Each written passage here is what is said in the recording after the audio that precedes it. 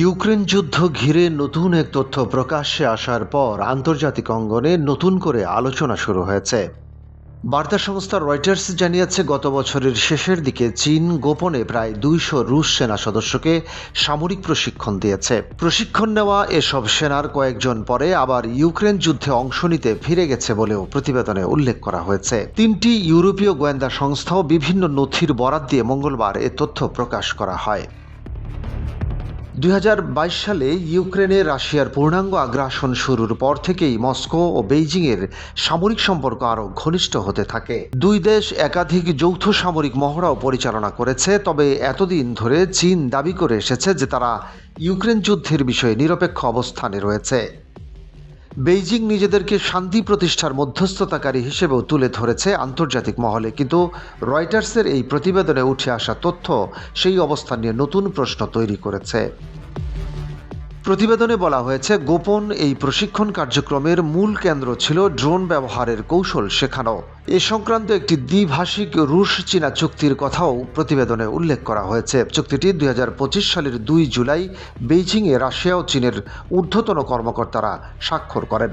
ওই নথিতে বেইজিং ও পূর্বাঞ্চলীয় শহর নানজিং সহ কয়েকটি সামরিক স্থাপনায় রুশ সেনাদের প্রশিক্ষণের পরিকল্পনা তুলে ধরা হয়। চুক্তি অনুযায়ী প্রায় 200 রুশ সেনাকে সেখানে প্রশিক্ষণ দেওয়ার কথা বলা হয়েছিল। পরবর্তীতে প্রায় একই সংখ্যক সেনা চীনে গিয়ে প্রশিক্ষণ গ্রহণ করে বলে জানা গেছে।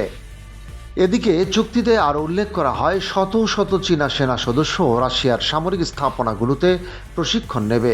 একজন ইউরোপীয় গোয়েন্দা কর্মকর্তা জানিয়েছেন, এই পদক্ষেপের মাধ্যমে চীন যুদ্ধের সঙ্গে আগের ধারণার তুলনায় অনেক বেশি সরাসরি যুক্ত হয়ে পড়েছে।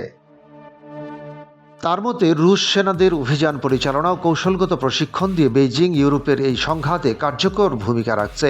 রয়টার্সের পক্ষ থেকে এই বিষয়ে মন্তব্য জানতে চাওয়া হলেও রাশিয়া ও চীনের প্রতিরক্ষা মন্ত্রণালয় কোনো প্রতিক্রিয়া জানায়নি। তবে চীনের পররাষ্ট্র মন্ত্রণালয় এক বিবৃতিতে নিজেদের অবস্থান পুনর্ব্যক্ত করেছে।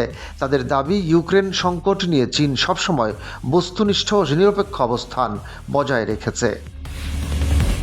বেইজিং বলেছে, তারা শান্তি আলোচনাকে এগিয়ে নিতে কাজ করছে এবং আন্তর্জাতিক সম্প্রদায় সেটির সাক্ষী। একই সঙ্গে চীন অভিযোগ করেছে, কিছু পক্ষ ইচ্ছাকৃতভাবে সংঘাত উস্কে দেওয়ার চেষ্টা করছে এবং দোষ চাপানোর রাজনীতি করছে। এদিকে ইউরোপীয় দেশগুলো পুরো পরিস্থিতি নিবিড়ভাবে পর্যবেক্ষণ করছে, কারণ তাদের কাছে রাশিয়া এখন বড় ধরনের নিরাপত্তা হুমকি হিসেবে বিবেচিত হচ্ছে। বিশ্বের দ্বিতীয় বৃহত্তম অর্থনীতি চীনের সঙ্গে রাশিয়ার ক্রমবর্ধমান ঘনিষ্ঠতা তাই ইউরোপের জন্য বাড়তি উদ্বেগ তৈরি করেছে। 2022 সালে ইউক্রেন যুদ্ধ শুরুর কয়েকদিন আগেই মস্কো ও বেইজিং সীমাহীন কৌশলগত অংশীদারিত্বের ঘোষণা দিয়েছিল। সেই সময় দুই দেশ তাদের সশস্ত্র বাহিনীর মধ্যে আরও সমন্বয় বৃদ্ধির প্রতিশ্রুতিও দেয়। পশ্চিমা দেশগুলো যখন রাশিয়াকে আন্তর্জাতিকভাবে বিচ্ছিন্ন করার চেষ্টা করছিল, তখন চীন রাশিয়া থেকে বিপুল পরিমাণ তেল, গ্যাস ও কয়লা কিনে মস্কোর অর্থনীতিকে সহায়তা করে। ডেস্ক রিপোর্ট, বাংলাবাজার পত্রিকা।